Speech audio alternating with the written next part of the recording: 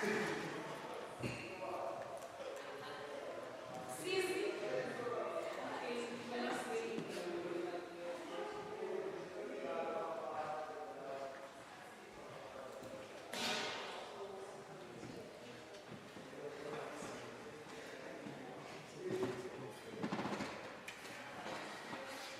it's the same. It's not cool. It might be tested. Tested. Where is Pani? Where is it?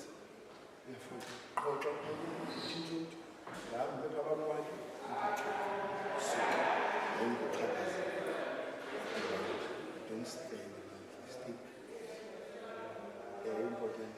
It's important time. It's important. Important time.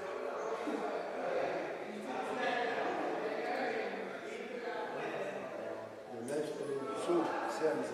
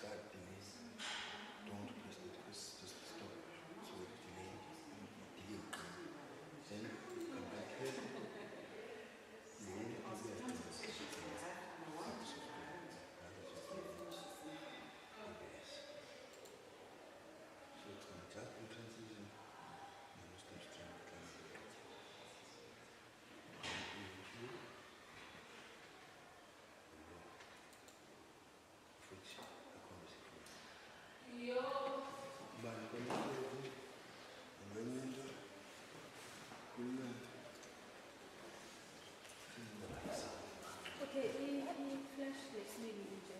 He brought up. So it's the second one that we usually use. Oh,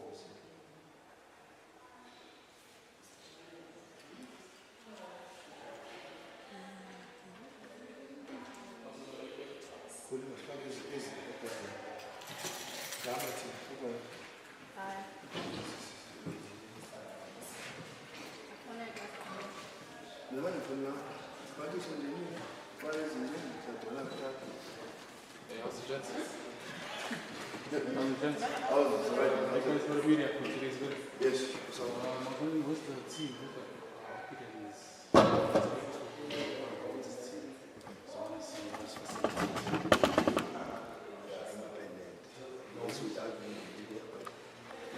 what do you need?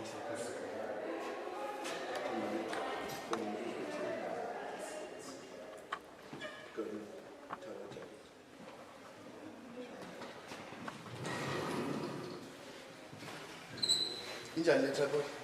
Aye, right.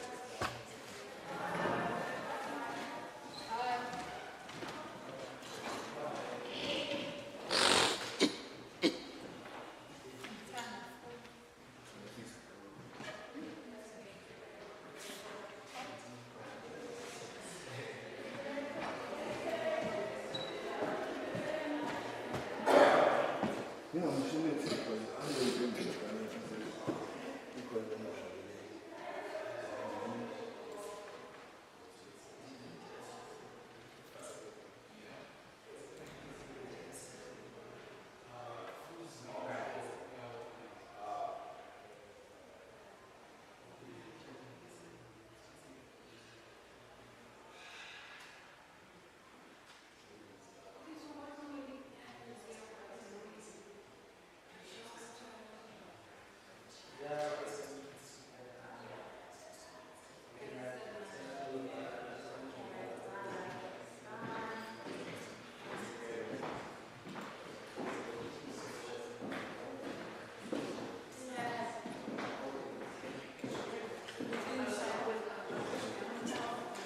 All the best.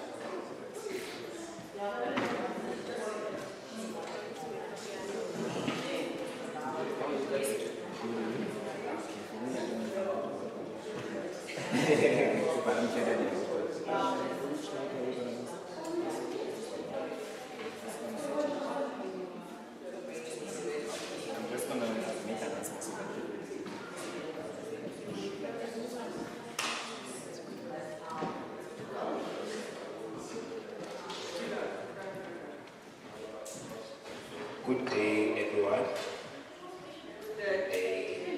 Yeah, not mistaken, it's 9 past. So, I just wanted to apologize to everyone, and I've been requested so that we extend at least 10 minutes, waiting for students. Maybe they will arrive, so strictly 10 minutes. From there, we can proceed. So, apologies for the delay.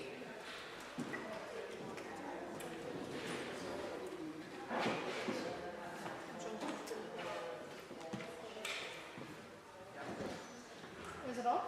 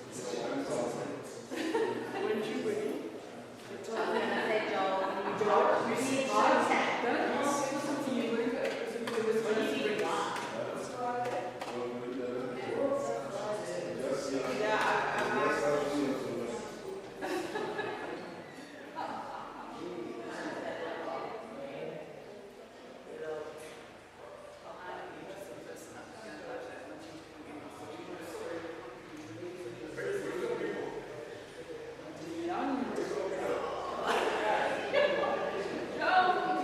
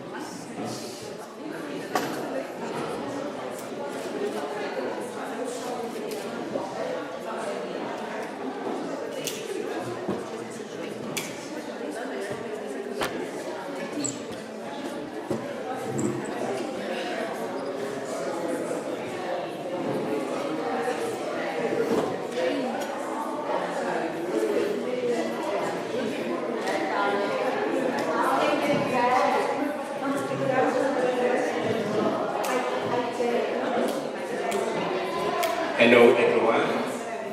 Hello. I hope everyone is good. I have a small request. Can we please maybe try to fill this side so that those who are still coming, they can just come this side. Occupy these tables this side.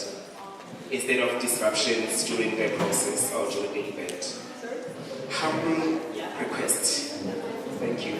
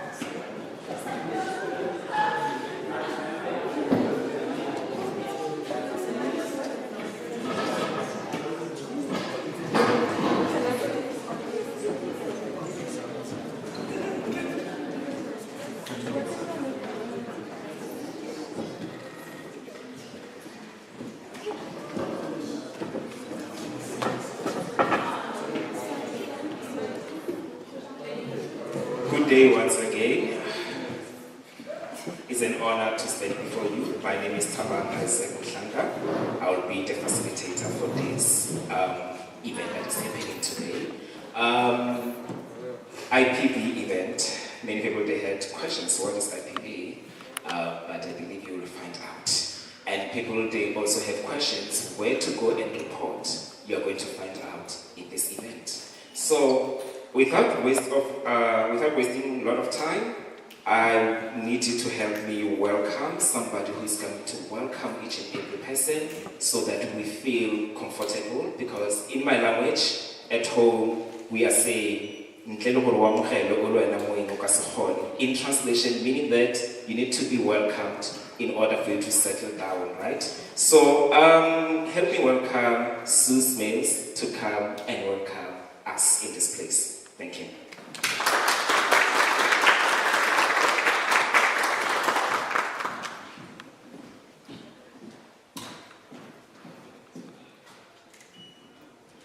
Good afternoon, everybody. I know this is DH time, so for those that are here, thank you very much for coming to hear about this very, very important topic.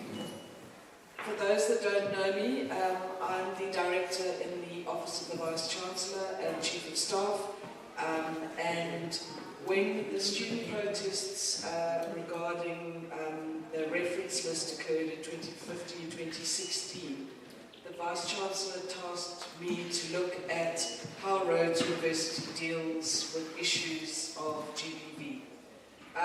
We did exactly that, and we completely redid how we handled matters of GBV. And key to that was working with members of our community and in an interdisciplinary way. What came out of that is that there was a GPV manager. Lorona where's Lorona there? He's now fulfilling that role. We also began working very closely with CPU, Mr. John Borges here. Equally so with SAPS. We have a rep from SAPS who's going to be talking, actually a colonel from SAPS who's going to be talking to us. We don't deal with these matters in a silo. Everybody needs to be involved and assist. And also our counselling centre is very important in these matters. So what we're here to do today is to share information so that it can empower you. Because we know the youth of today, you've got the books, you've got the posters, but you're not necessarily going to read or understand who's who. So we're here to put the face behind that. And as indicated by our MC, I'm here to welcome you. So thank you so much for coming here today, for taking the issue so seriously and helping us to ensure that we have a safe campus and that if these terrible scourges continue, that we are able to address them in a way that leads to the least amount of secondary victimization for our victims. So welcome to everybody. It's an honor and privilege to be here today. Thank you very much. You'll hear from me again a bit later on the actual where I come in with matters. Thank you very much.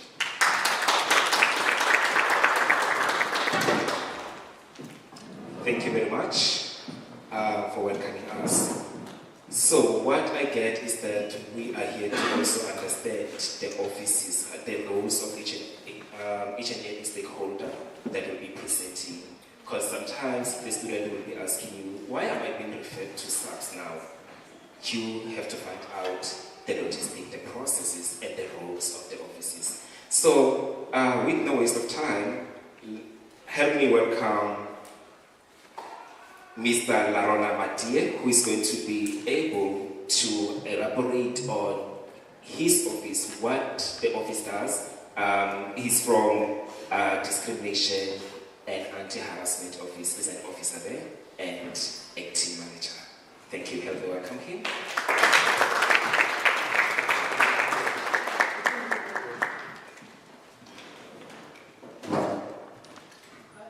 Good afternoon.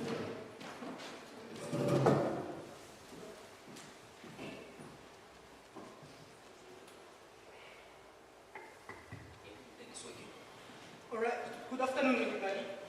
My name is Larona Mathieu, as Chaban has just introduced me.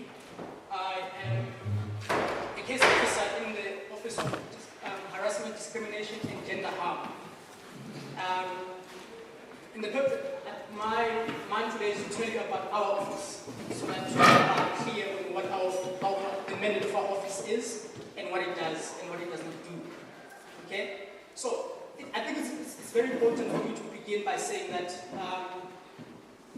the name of the office might say harassment, discrimination, and harassment, and gender harm. And I can imagine that most of you will quickly think that it's got something to do with legality and criminality and stuff like that. And I think it's important for me to clarify that it's not those things can be are criminal matters. Harassment, all of those things are criminal matters, and gender-based violence are criminal matters. But when you are in the university, we run what do you call it? Institutional justice. It's administrative justice. It's not criminal justice. So it's very important for you guys to understand that. So when you come to our office and report a matter, we receive you, we contain you. That is the most important thing. So that when you want to pursue the case, you can be, well informed in terms of what is available for you, what we can do and what we cannot do for you. And I think it's very important for us to manage those expectations. So, so should we come to our office, it's very important to understand that it's meant for support and for containment. And then once you contain the person, giving them all the information that they need in terms of like how to report the case, and then we then give them an opportunity to choose. And it's very important also that people are given the opportunity to choose. Because if we force people to pursue matters, then we are inflicting secondary trauma on them. And I think it's very important to also understand that the way we run our office, we run it with the principles of care. So that means care is the biggest thing when you are in that traumatic situation. So it's very important for people to understand that. And then, once then you are aware of, for maybe sometimes you can even come to our office for sense making. You know, something happened to you, you're not really sure if it's sexual harassment or harassment. We also clarify those things to you. Once you've clarified to you what this is that happened to you, we then give you an option that you can choose the formal way or you can choose the informal way. Now, the informal way is maybe sometimes, you know, students are busy. And, you know, and guys, I'm sorry, but, you know, we come from social backgrounds that are very different and diverse. Sometimes, we are all working with traumas at some point or another. And if you have not, I'm so happy for you. That's very nice. But some of us, you know, we come into these spaces having lived a full life elsewhere, and then we come here and then these things happen. And it's traumatic. Sometimes, it reminds you of something that happened again. You know, so you don't want to be, let's say you don't want to go through the formal disciplinary processes. You can just tell us that, look, I just want to, I'm bringing this case that you can note it. I can come back for it. Because, you know, in South Africa, Sue, maybe you can help me with this one. A case of sexual assault or case of rape, I think it's limited. Maybe you can correct me later on. So, you know, a rape incident can happen to you today. It doesn't, you can go to the hospital and get the rape kit and everything like that. But if you do not do that, it doesn't mean that when you go to the police, it happened 10 years ago, that it won't be pursued, it won't be investigated. So also work on that understanding that it's about the person and how they feel. And then if they feel confident enough, then they can come and tell us, no, I want a proper, fully disciplinary process to be run. So I think it's very important for people to understand that. So basically, in a nutshell, the harassment, discrimination, and gender harm office, its mandate is that it receives students, it supports the survivor, and to some extent also supports the perpetrator. And it's also very important to understand that our office was, each and every university in South Africa needs to have these type of offices so that they can handle these type of cases. All right. So this office is mandated by the Department of Higher Education and Training, that each and every university in South Africa has these offices. So it's very important to understand we are for support, we are for sense making, and we work with you throughout the whole process of reporting a case. So I thank you.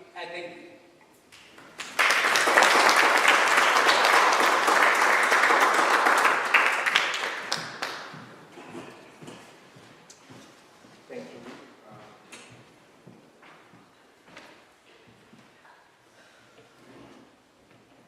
Thank you very much. Thank you very much, Mr. Nadia.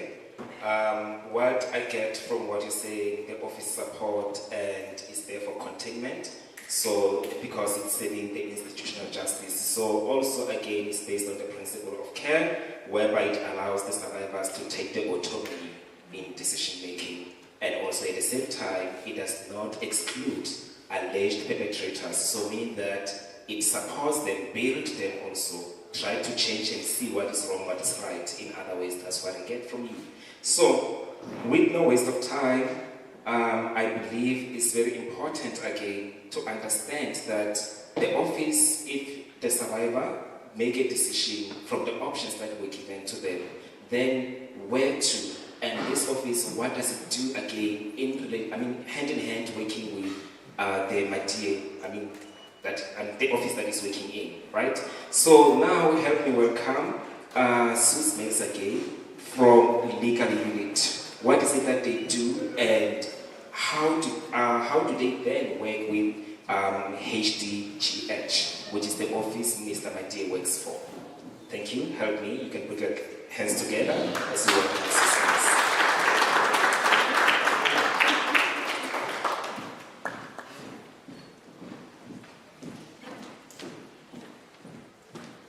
Thank you. I didn't realize I was up so soon.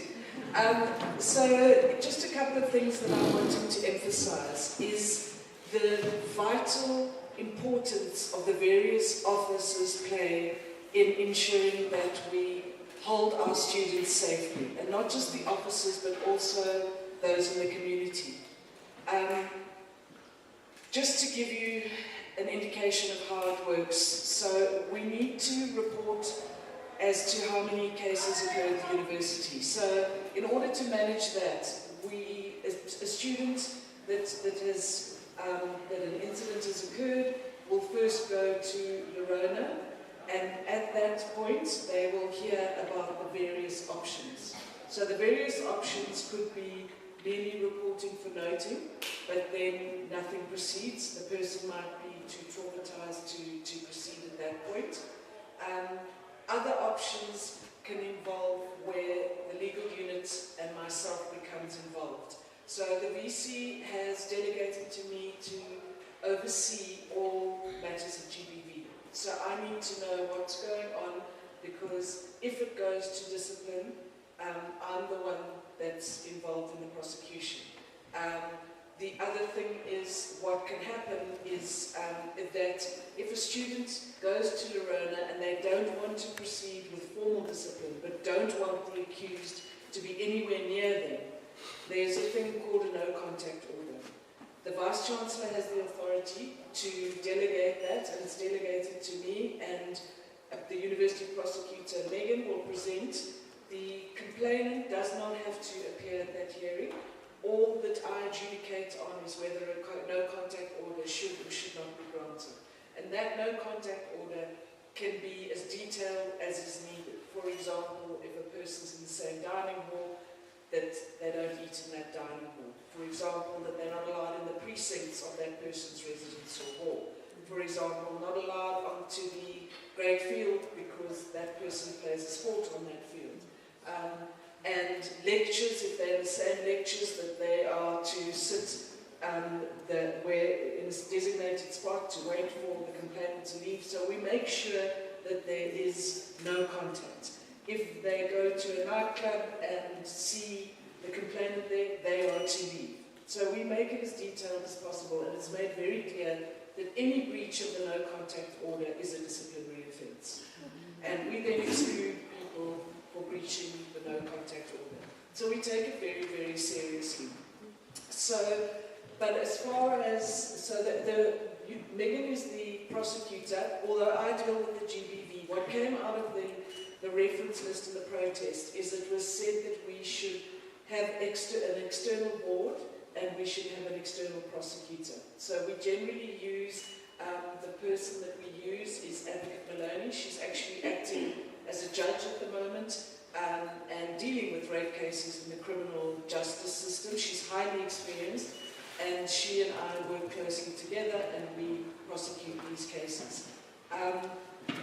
So that basically that's what happens. The legal unit's just been set up, so Megan is going to become more involved, but at the moment I'm the one that takes those cases forward. I'm a social worker and a lawyer. I worked as a family advocate and a family counsellor, so I know and understand what needs to happen. Very importantly is the role we have with SAPS.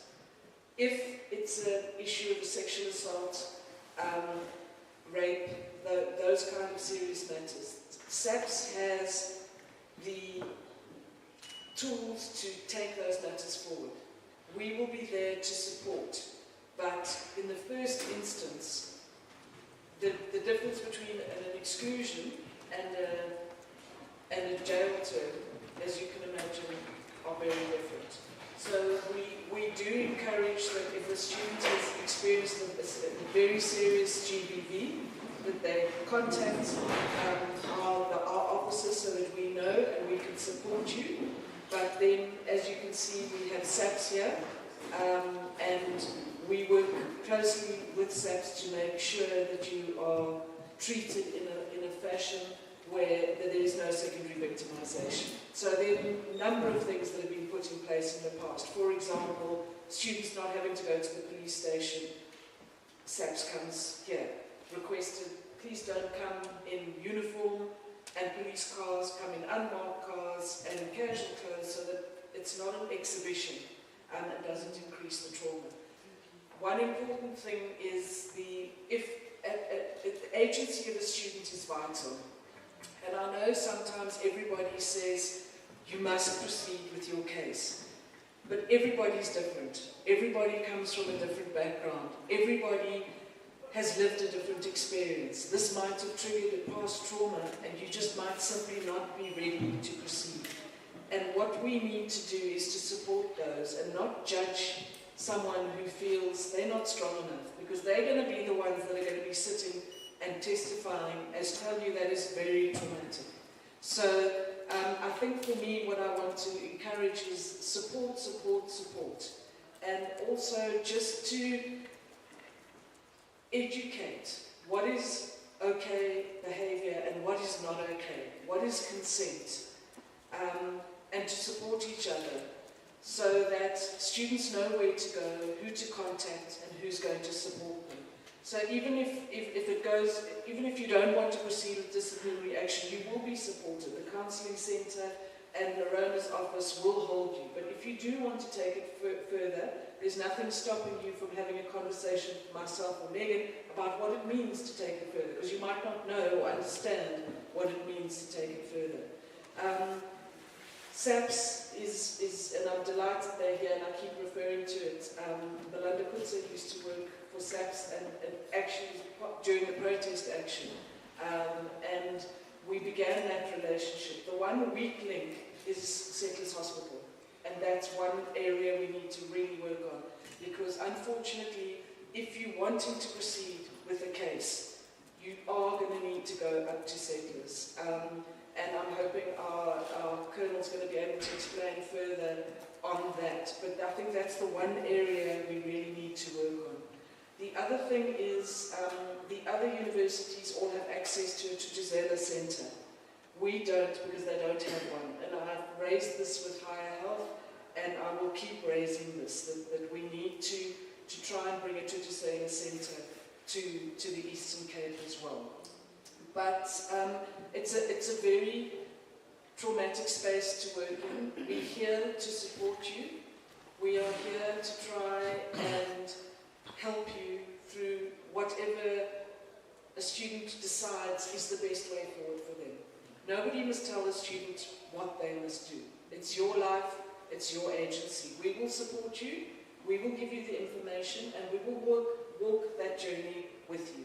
So if there is a SAPS case, we will go to court with the student so that the student knows and understands what it is they're going to face, knows and understands what it is they might be asked. And we assist throughout the process. But again, the teamwork is so important that the officers work intimately together so that we can all support a student. So yeah, I think that's what I'd say. With the legal unit is situated 27 South Street, often at Gilbert Street with the DC or in the law faculty, but there's normally someone always there at the legal unit, otherwise Lorona can put you in touch with us. I've had, when I was in the tower at main admin, I'd have students coming at night to see me saying, I'm not going to tell you my name, I just want to give you a scenario where you advise. We're open to that as well. If you just want a safe space where you can say, where you don't want to go necessarily through everything or identify yourself, we can advise there too. We're here for the students. I'm deeply, deeply passionate about issues of GBV. One of the changes I made to the student disciplinary code is that if a student is found guilty of rape, they are permanently excluded from Rhodes University.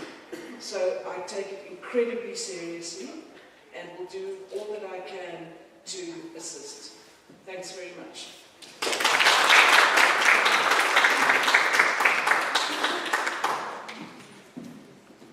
Thank you very much, Ms. Mills.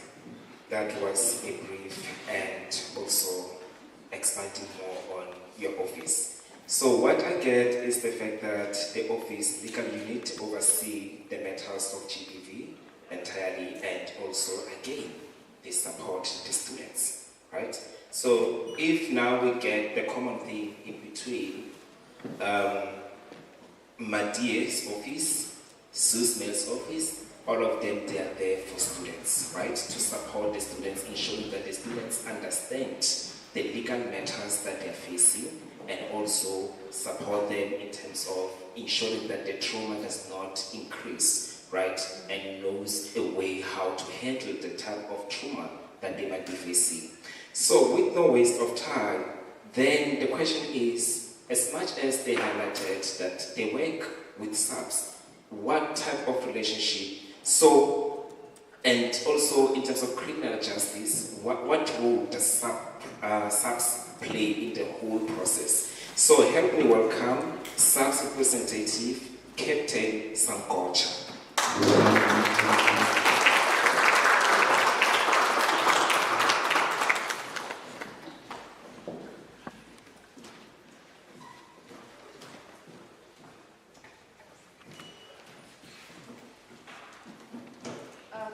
Good afternoon, everybody. I am Captain Sangocha, Commander at FCS Unit. I am not alone. I am here with some investigators in my office. Whatever is our family, Constable Shwetana, Constable Rontana, and Constable Michael. The office we are coming from is FCS Unit. I'm going to break it down because it's an abbreviation, which F stands for family violence, C for child protection, and OS for sexual offenses. So we are dealing with all those cases where there is family violence, where is child protection, and where is sexual offenses. Now, the one that mostly involves us is the last one, which is sexual offenses, where you get your rapes, where you get your sexual assault, where you get your attempted rapes, and what else? Yeah. Statutory rape, yes. Your rapes and the statutory rapes. Now, we are investigating all those sexually related cases. Now, I'm going to go first to the procedure. The procedure is you go to the police station to report the case. Once the case has been reported, you will have to be taken to the hospital for examination, as Usu has argued before. It is very important then that you must be taken to CECLAS. Unfortunately, CECLAS is the only hospital that we have. So you have to be taken to CECLAS hospital for examination. It's very important so that there must be evidence, or the doctor, whatever doctor is going to collect from you, your specimens will be collected during an investigation. Even if the case has happened a week or a month before, you still need to go to the hospital. As long as we have reported a case, the court will still need medical report. Now, you go to the police station, you report the case, your case has been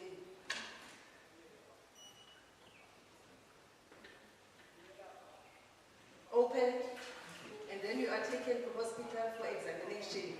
Now, it comes to us as a specialized unit because we are not investigating all the cases.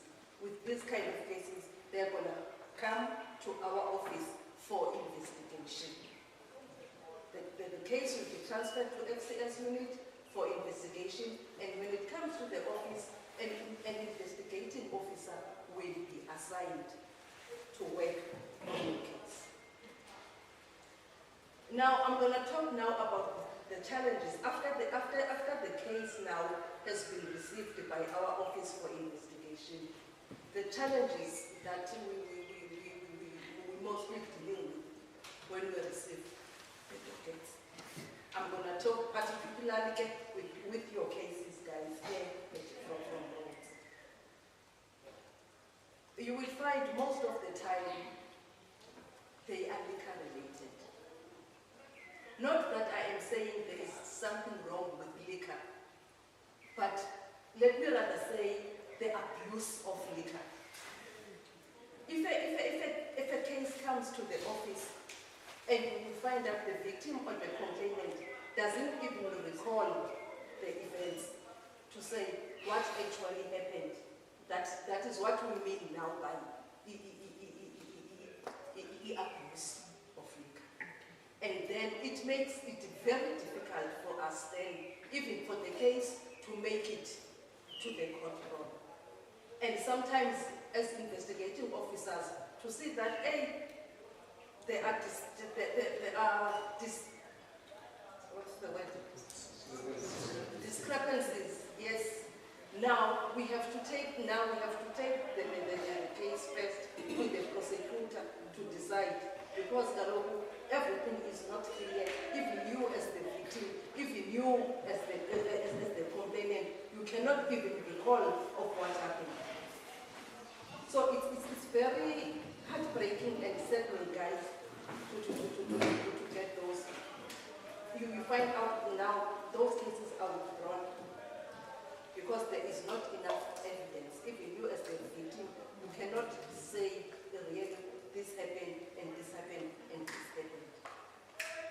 Sometimes we do receive cases, you find out, hey, okay, this victim or this complainant is reporting a rape case, but after a day or two, she is withdrawing the case. Especially, we find that especially maybe victim, it was not a rape per se, but because, okay, whatever happened the previous night, and she only realized now in the morning, now, hey, so the victim will go and report the case just to get post-exposure prophylaxis, the pill to prevent HIV infection. We also get those kind of cases.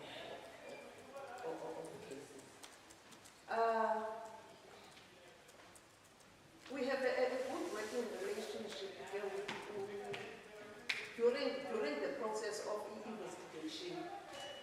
I didn't even know now, but there was someone like Mr. Mahoja here in the university.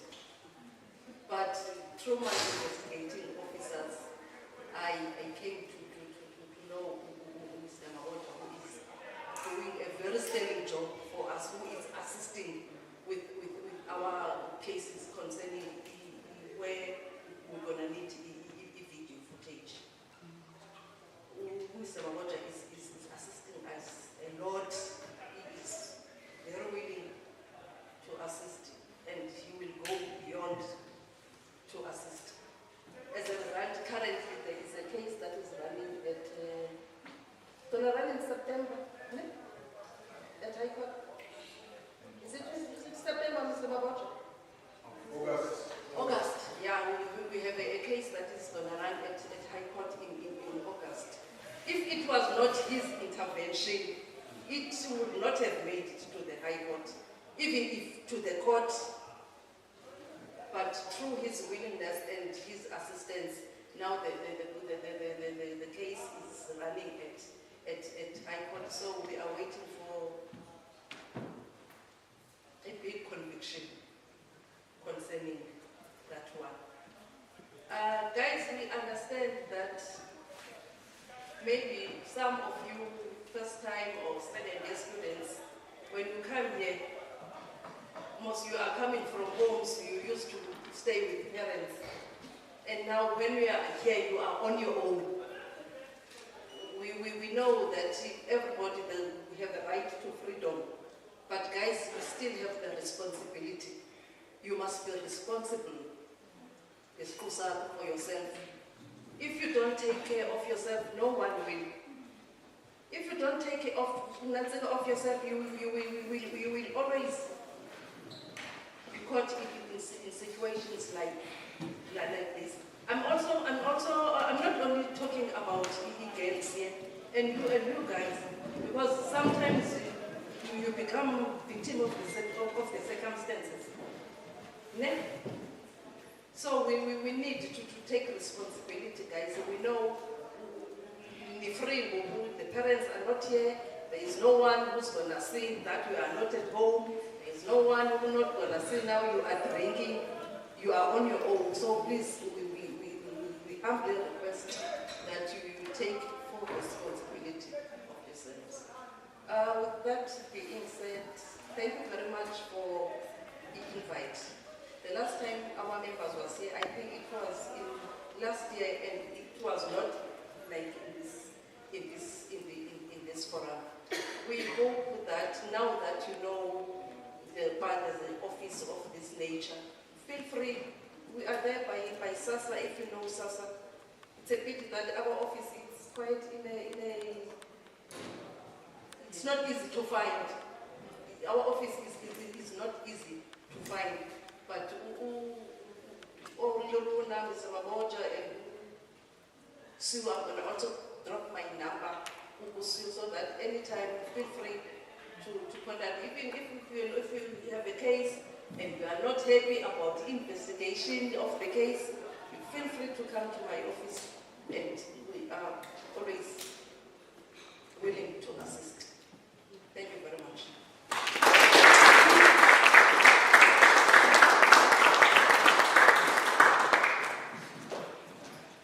Thank you very much, Captain.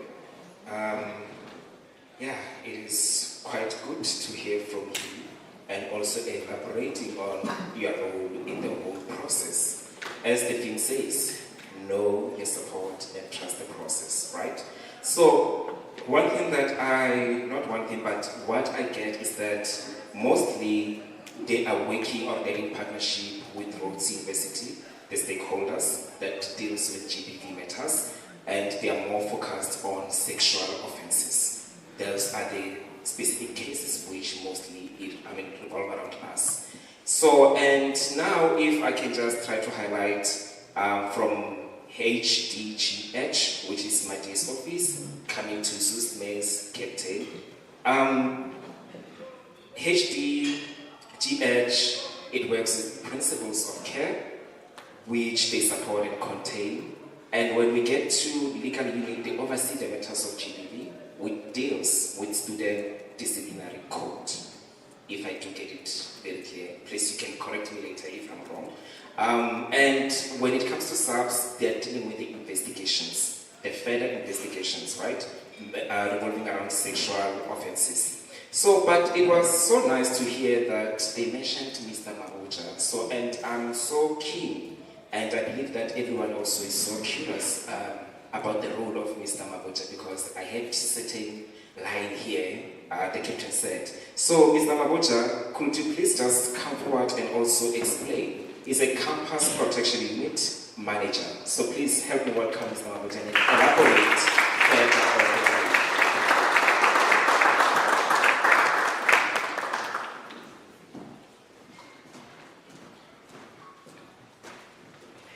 Good afternoon, everyone. I think I'm well known to most of you. I'm the manager of campus protection, which is the university security. We deal mostly with all departments. My department liaises with the SRC.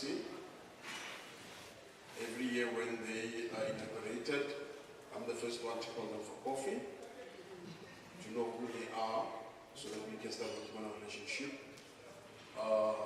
Obedient committees, faith and company, the whole wardens of the university, the board of the cluster managers. What is the new name now? Gladys, what is the new name? cluster managers, coordinators. I still call them all ones, but I need to leave that. Guys, CPU is playing a major role on campus. As you are aware that we have about 54 residences on campus. We have, I don't know how many buildings. And then my role is to ensure that you guys are protected and the assets of the university are protected. I'm the Liami Nelson of Rhodes University. Who knows Taken? Who watched Taken? If you commit a crime at Rhodes, I will look for you. And I will find you. And I'll make sure that you're prosecuted. And I love one of the words that was mentioned by one of the generals says, I will die for the badge. I love my job. I enjoy my job. And yeah, and I'm available 24/7. You can ask anybody, my phone is never off. So guys, I'm the middleman of legal department, number 27 South Street, that's where they are. In matters related to students being involved in issues of theft among each other, which is an alarming situation now, especially the female dresses. I don't know what's happening. But we are working towards that in terms of the awareness. I'm running the awareness now. If there is a theft involved, the lady in blonde, Megan, I work closely with her, and then she will facilitate the discipline of the student, and which I wish we can teach you guys to avoid. When you come to SAPS, I work in two legs. The criminal part of SAPS, which is run by Captain Rhodes, and then I work on the FCS. I support the unit, which is run by Captain Setosa. I work with all the detectives in Grahamstown. On matters, I'm there to support you. I'm there to make sure that we get things done. I think some of you lost your staff and they came to CP and recover your staff. And that is what we are here for. We did a lost and found. Last night I was busy on my way home. A student walked into my office and said, "Sir, I lost my phone." And it took me about 10 minutes to know where the phone is. And then she was given the phone this morning because it was taken by the lecturer, but we could pin where the phone is. And then she went to collect the phone. But we advise the student to look after your assets. Please be responsible. Sue mentioned something about the tavern and the captain.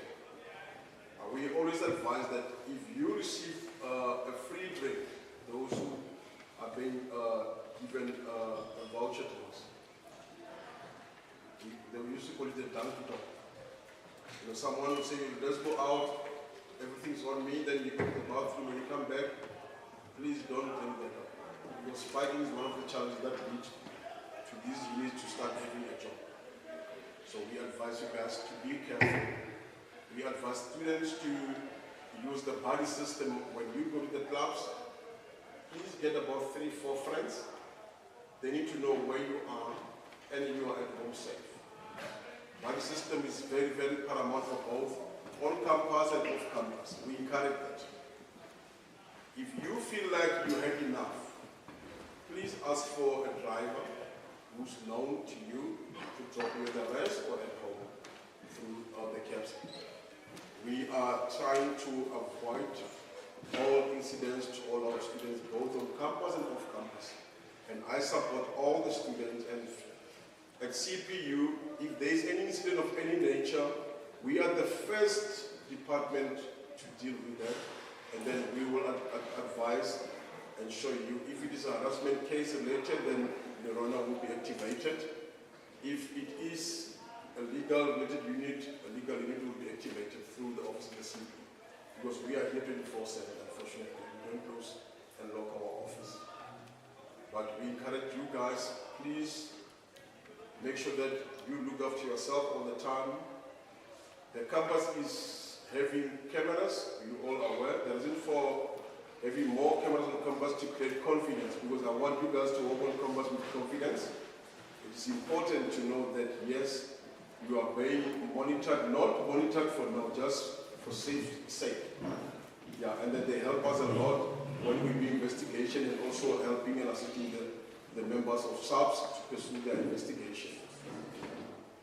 You are more than welcome to walk to CPU as face does. I've got regular people who are just walking to CPU. I don't have the closed door policy, I've got open door.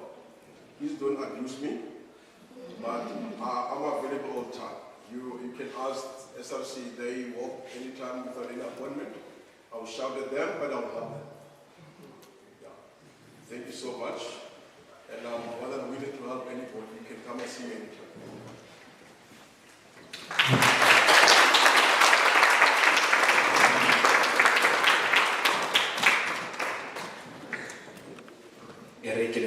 Mr. Mahocha. Thank you in translation. Thank you, Mr. Mahocha, for the brief and also elaborating on your role in the whole process. So I was touched by the word, or rather the concepts that you mentioned. I will look for you, I will find you, and ensure that you're investigated. Hey, guys, let's always be alert and make sure that we are at the right side of the law, because but mostly, like, one thing that I get is that each and every presenter, they're emphasizing on the issue of substance abuse. So, which lead most of us into temptations, which takes us into the bad side of the law. So, the office is 24/7. That's one thing which is very crucial that we need to understand. If it's around any time of the day or night, you can still, they're saying no door policy, right? So it's working 24/7. You can still go there, you will find them, right? And also, again, they are there for students and supporting the students and ensuring that the students, they are safe, including the facilities of each and every facility on campus, right?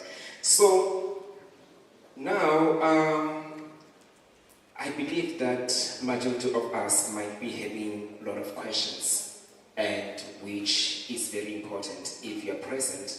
Whatever that you are, it's not clear to you, you need to ask and get a clarity.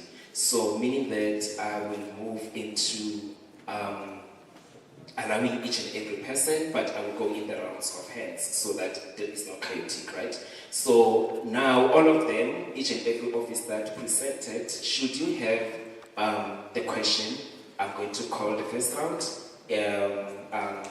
The first 3 hands for first round, 3 times. I'm going to do the same thing 3 times, meaning that I'm going to choose 9 people, but then in 3 rounds, right?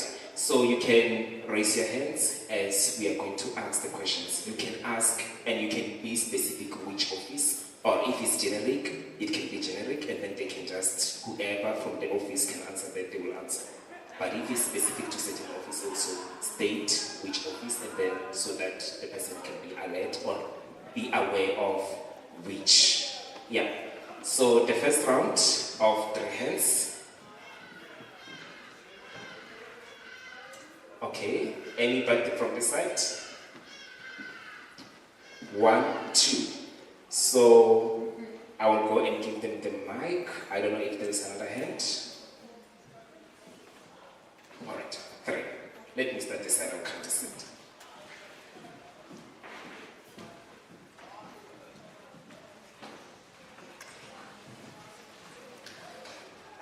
Hi everyone.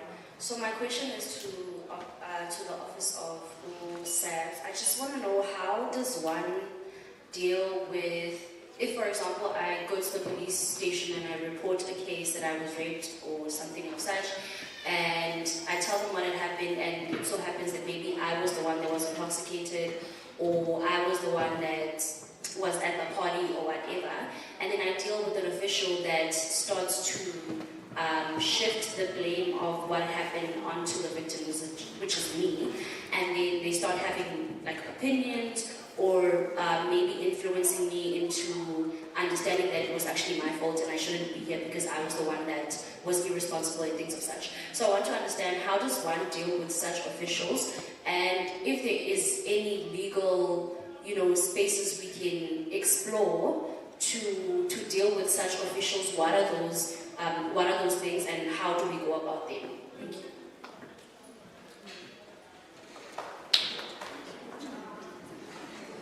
Good afternoon, everyone. So I also have a question to the Office of SABS, and I think mine is more related on a national address level. I mean, SABS forms part of South Africa's police services, right?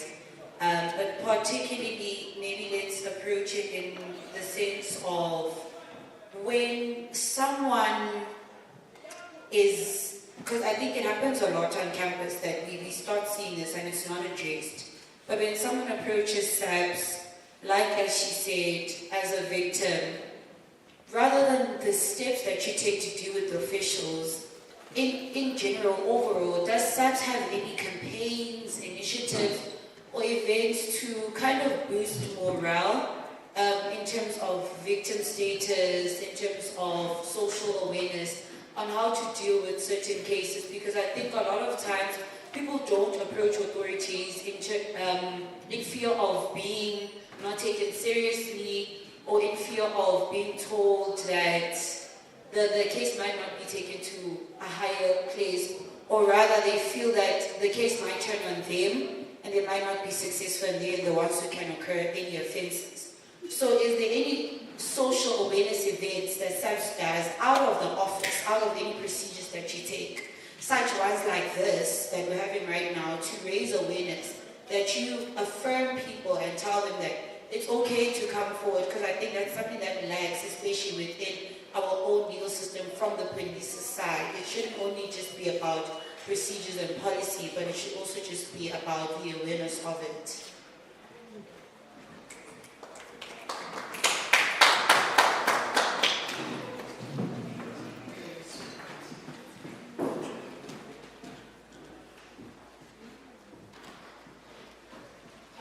Hi everyone. My question is to SABS as well. My question is, I think you mentioned that most of the time victims do come and report cases of sexual assault while they were also in a situation they were intoxicated and all that stuff, and then it becomes difficult to pursue the case and take it to higher authorities. So what happens if, because I might, let's say I decide to go out and then I have some liquor and then I get drunk, and then it leads to a blackout whereby I'm completely drunk and I don't remember anything. And say, actually I did go with the buddy queue system, I did take some of my friends with me. And then even though I did take some of my friends, say something happens in the bathroom or whatnot. And then now I remember, I don't remember completely, but I do remember something happening to me in the bathroom. And then I do come and then report the case that actually something happened in the bathroom and that was rape because I didn't ask consent to that.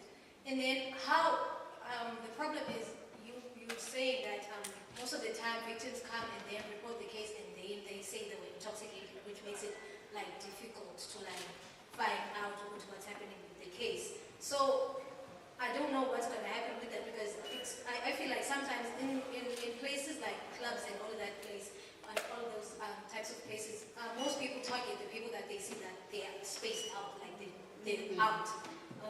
So when I do come, when you say that it becomes difficult, then it decreases the will to actually go up and report the case, because you're gonna be actually I was in a blackout and I don't remember who or how it started to happen. So what can one do in this situation? All right. Did you get the question? Oh, yes. All right, from SABS, they're asking if this side also, the question is in chat. May I respond to the last question? Hi everyone. Up until April of this year, I was with Corona in the office, and I wanted to point out a case that my officer Alfani did, this older gentleman over there, and I think it's going to address address your concerns about liquor. I'm not speaking on behalf of SAPS, I'm explaining what my relationship with them was at the time. So we had a really bad case of a doctorate student who had gone out with friends. She hadn't been out long, and she went home, and on her way to her flat, actually in the courtyard of her flat, she was raped by a person unknown to her, and she had a blackout. So it answers exactly what you are asking.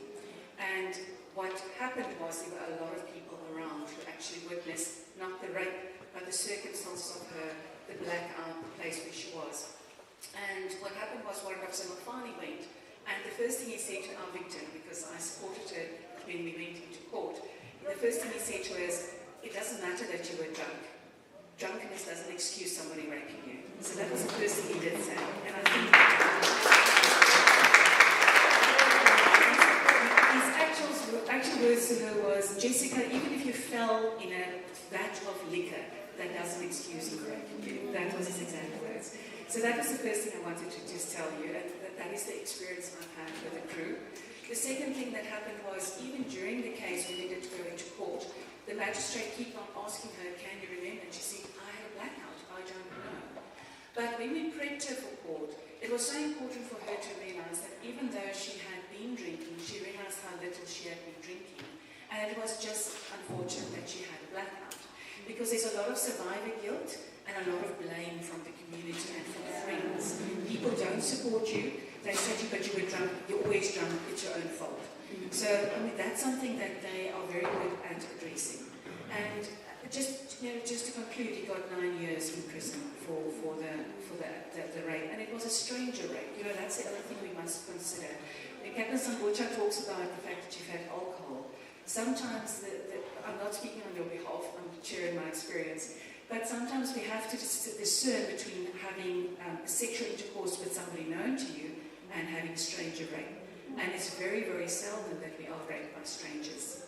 It's very often that we are raped by a partner, and that is why this talk is inter-partner violence. It has to make us aware. It happened, yes, we had alcohol, but is it something that had been coming along because the relationship has been violent, the relationship has been a bit of a bullying thing, there has been that sort of violence. So I think we need to just, I hope that addressed you, but I wanted to share this case because to me it was one of the most amazing cases that I'd worked with, because I had seen the victim, the survivor, and worked with her for 8 hours prepping for court. And then I met Warren Finally, so I tried to keep it separate so that we don't confuse her. And everyone was fantastic. So in terms of that, she did everything theoretically, practically correctly, but there was alcohol involved. And no, that doesn't make any difference to the fact that you were raped.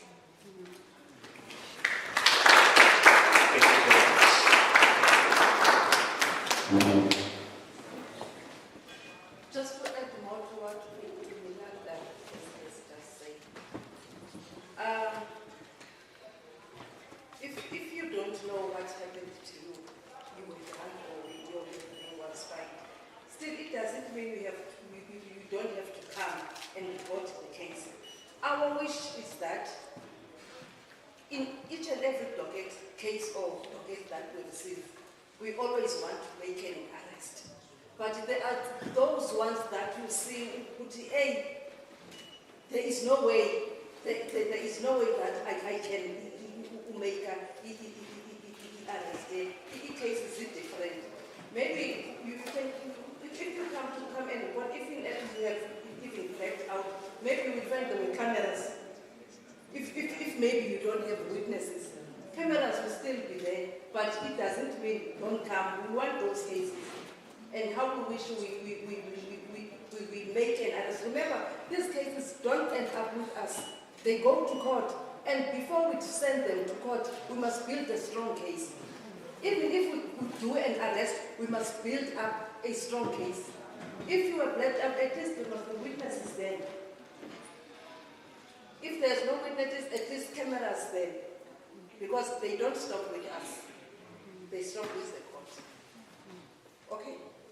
Coming to the first question, being ridiculed when going to those things happens, we know. But in every police station, there's a station commander. In every police station, even if shift, in every shift, there's a relief commander. Report such. Because you know what?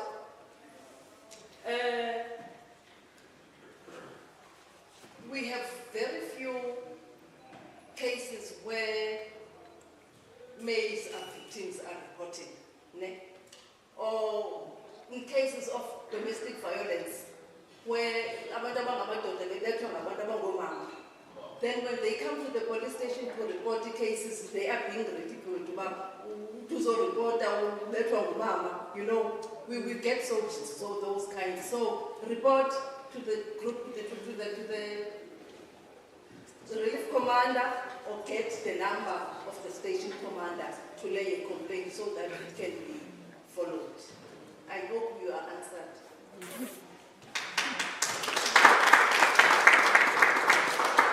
And then, I want to summarize.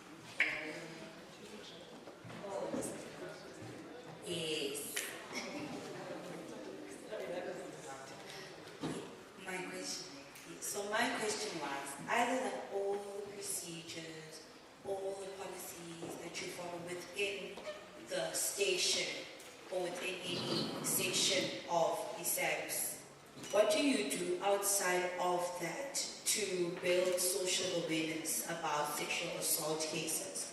Like we're right here now, we're having this event because it is mainly about social awareness. From a national level, what do you do to build that amongst not only universities, but also communities and everything? Because I think it's very important that you also uplift people who might be in victim status.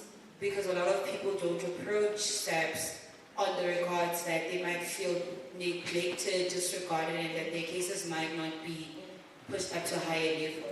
And so what do you do to affirm that person and make sure that not only do they know that, yes, the police station will follow step 1, 2, and 3 to make sure that my case is prosecuted, but rather, how can I also be safe in my claim?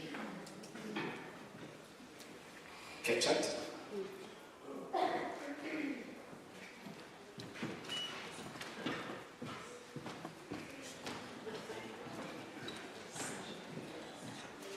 Thank you very much. I greet you all. In passing, before I attend to that one of the last one that has just spoken, just in passing, I'd like to say something like the case that was referred by Melanie, just in passing. One of the things that is strong that you cannot deny is the science. Science is very powerful. Even if there's no witness, nobody else saw something, but because that someone after rape has been taken for medical attention to the practitioner, that DNA was a powerful witness. We won that case because of that. So the encouragement is that don't take it lightly, don't take it as an embarrassment after you open the case and the police said to say you must go to see the doctor. Please honor that. It helps us a lot. It doesn't matter whether it's negative or positive.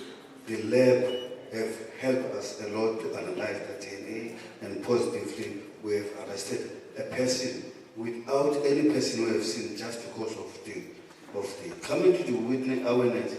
We are on our daily task performing awarenesses in the community, in school. It is our mandate that we should make people to be aware. Young children, couples, individuals staying at home, even children at large. Whatever we're doing, that is our daily task.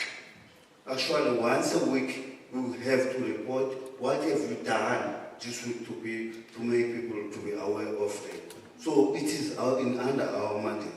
And the last one is this. The ministerial have given the 6 points plan. These 6 point plans are very important. They have been given is Aishome GBV, which is against GBV. That was a mandate from ministerial of the SAPS. That when a person goes to the police station, the first thing that he'll encounter is the person on the counter. That person must be treated with respect. That's the first thing. The police are mandated that when a person comes to the police station and reporting whatever, whether it's not a GBV, but that person must be respected with it. The second point is that person coming for GBV must not be treated as normally, like as if there's a loss of a TV. I've lost my cell phone. No, that is human. Be sensitive. Take that person privately. Go to VFR. We've got those rooms called VFR, Victim Support Room, especially for victim, for the survival of rape and other related matters. They are not cannot be interviewed on the desk. They must be taken privately and given their dignity. And those are the money that we have as SAPS. Thank you. Thank you very much. Thank you very much. As I promised, I will take 9 hands in 3 rounds. So now, since the first round is over, and I believe that they managed to clarify each and every question, so second round of 3 hands. Please, if you have a question or you have a comment or something to say, raise your hand and I will come and give the mic to you. So if it's specific to, again, if you're asking relating to equity office, be specific to that, but if it's generic to all the offices, it's fine again. So, anybody with a question?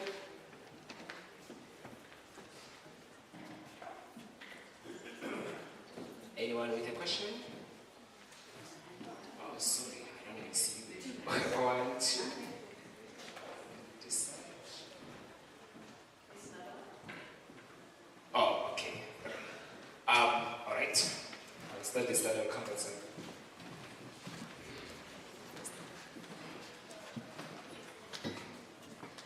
Hello. I don't know if it was addressed yet, but I'm generally asking all of the officers. So when it comes to like rape, right, we usually refer to it as like female, it happens to females, whereas men also are victims of rape. As women, we can coerce men to do things that they don't want to do. So how do we prove that they were under this coercion? That's my question. Captured?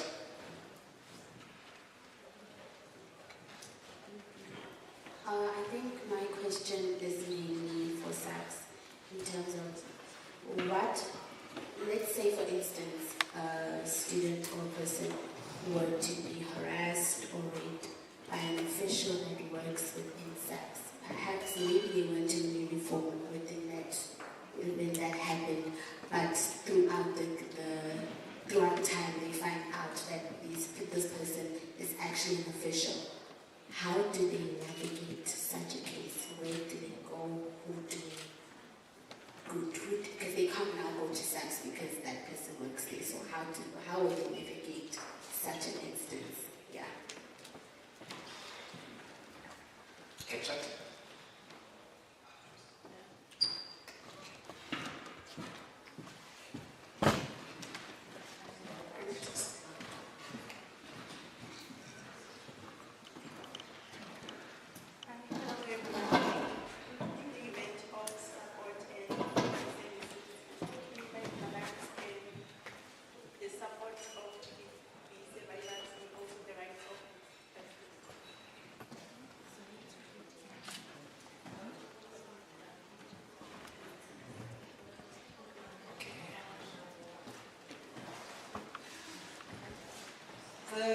touch on two of the questions and then my colleagues will elaborate.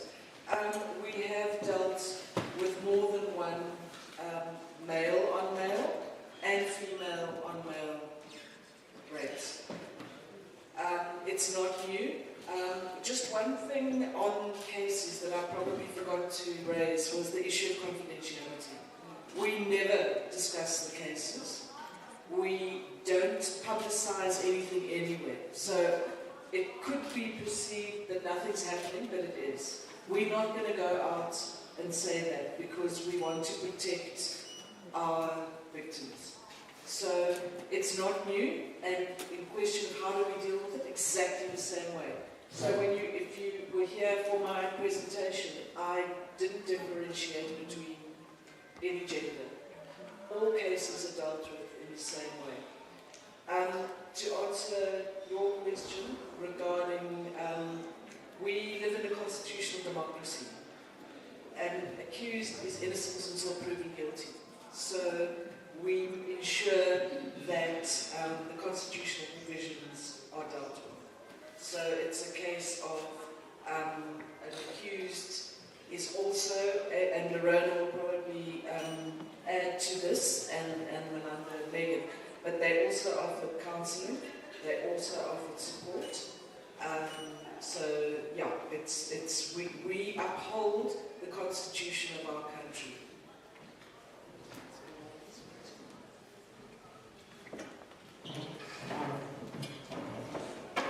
All right.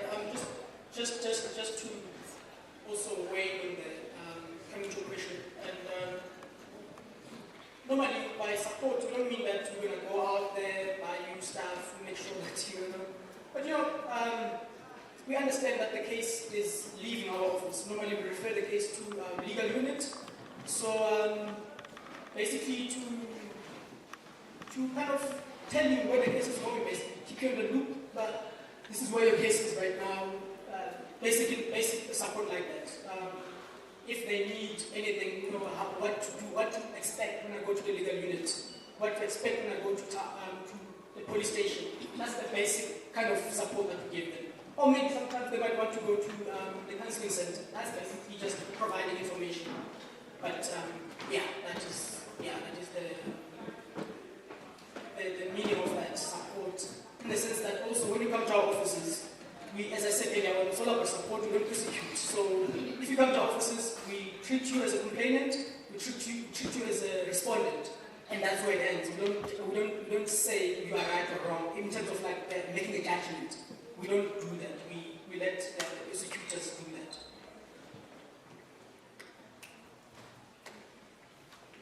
Thank you very much. Last round. There was a third one. Dave. It's not answered.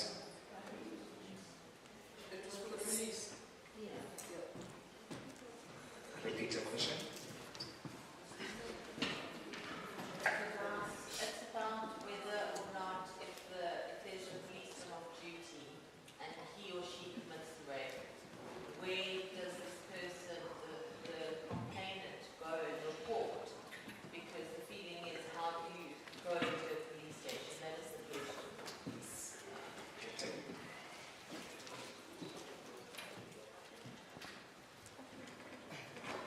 Okay, so I'm jumping up and down, not because I'm sort of in the middle and top of things. Okay, so the most important thing to remember is when you have a formal situation and you go to the police station, they are obliged to take a statement and they are obliged to register a case.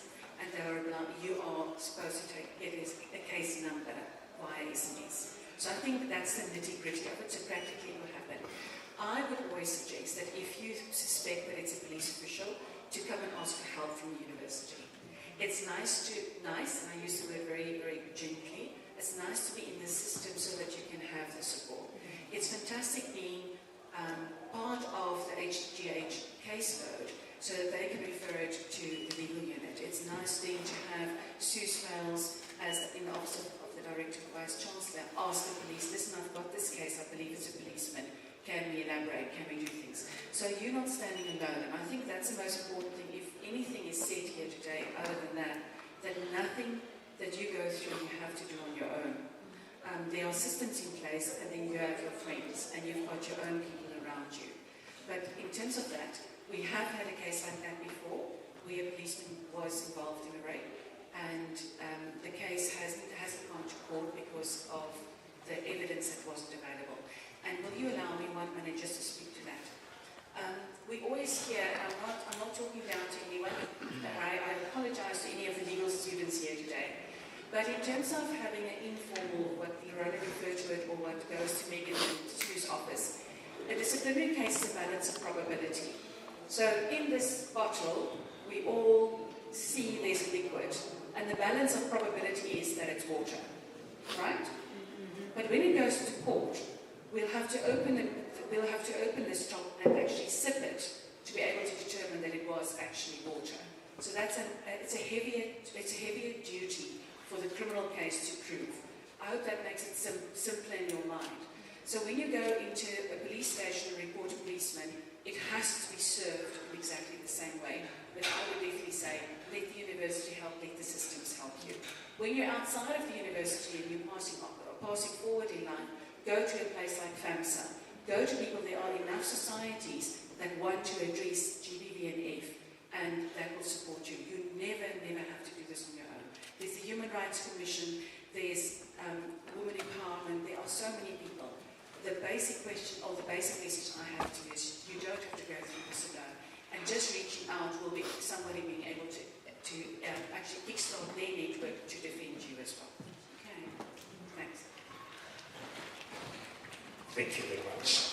Last round of the hands. Any further questions? 1, 2, 2.2. Yes. I see 2 hands. Going once, twice. All right. So, is it a question? I'm just saying songs. Oh, okay.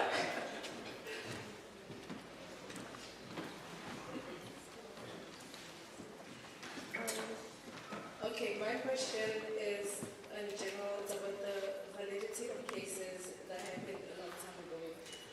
So you spoke about the importance of medical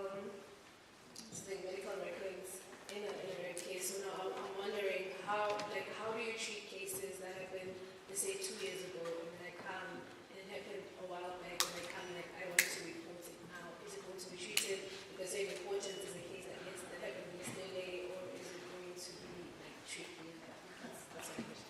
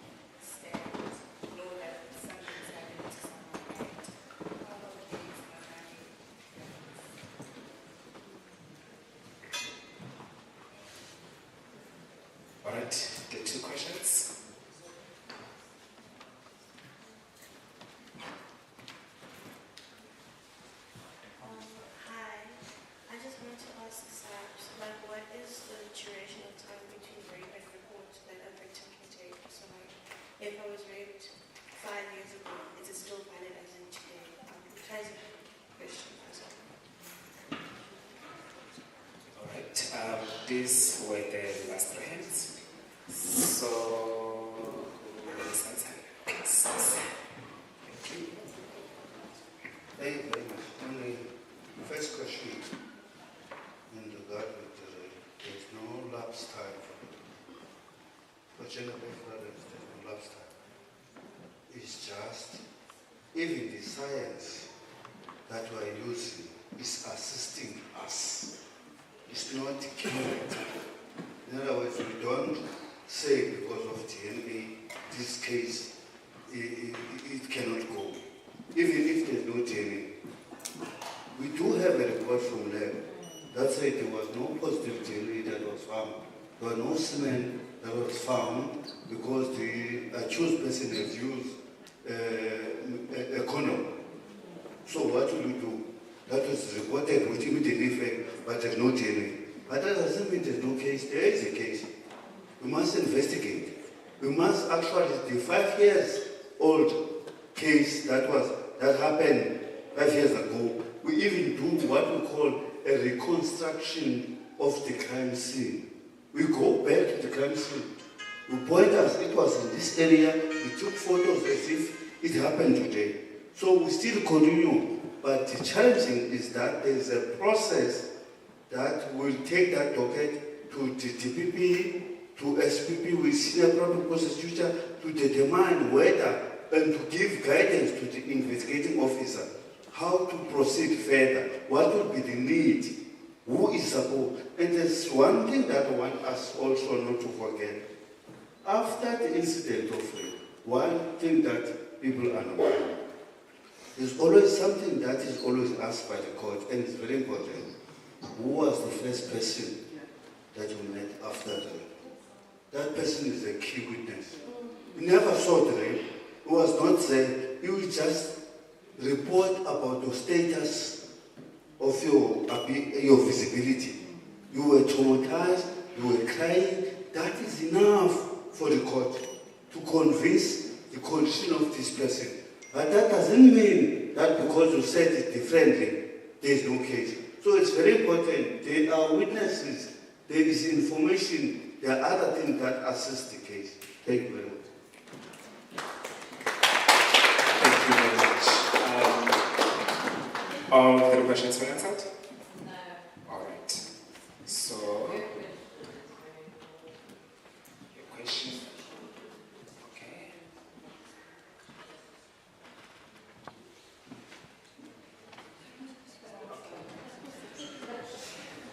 Okay, I'm gonna just talk to it from different perspectives. The first one is, I would love that person to come for counselling.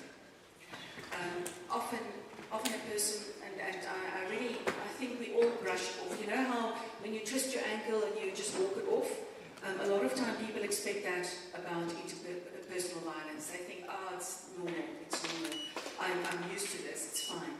And getting a victim to realise that there's actually something wrong is the most important part. So I would definitely advise, let's see if she will start taking counselling.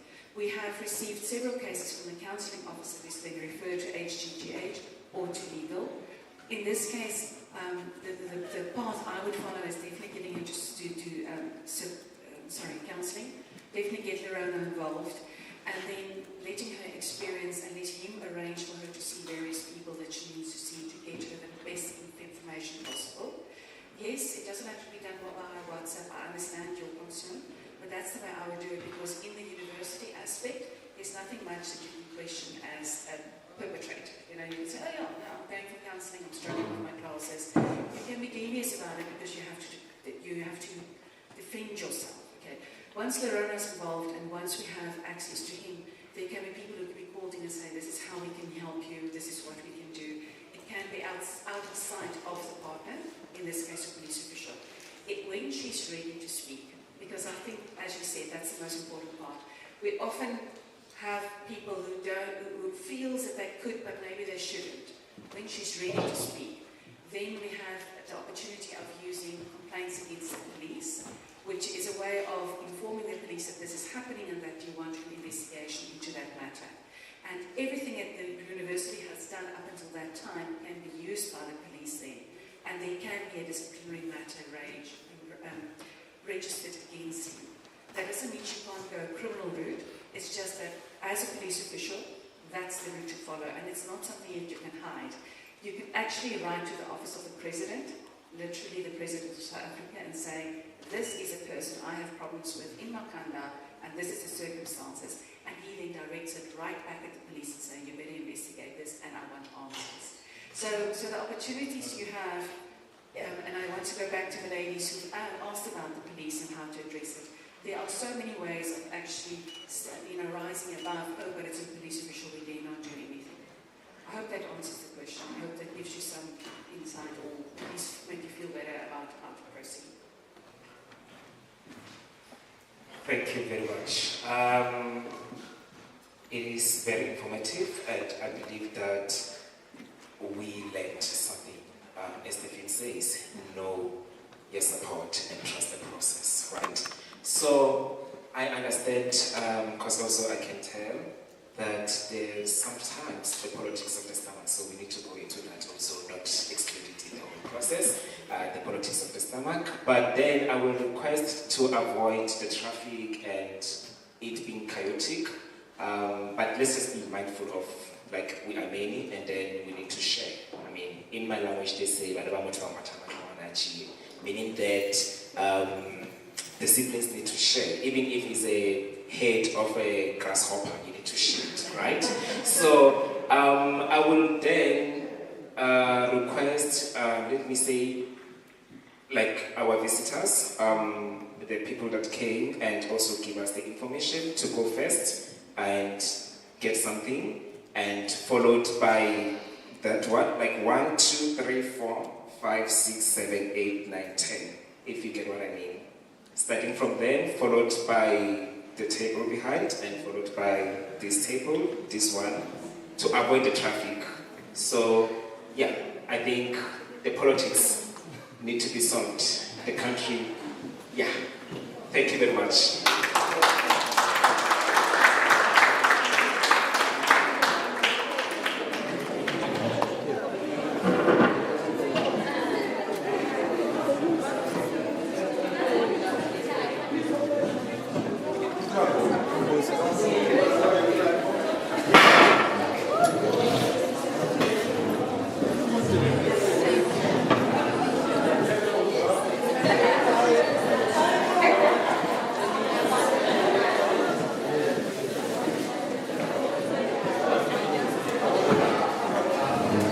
So, as they will be going, this is the end of the event, right? So, it's just for you to get something to eat, but just be aware that we are done with the event. So, thank you very much. And apologies if I did step on your toes, but yeah, enjoy.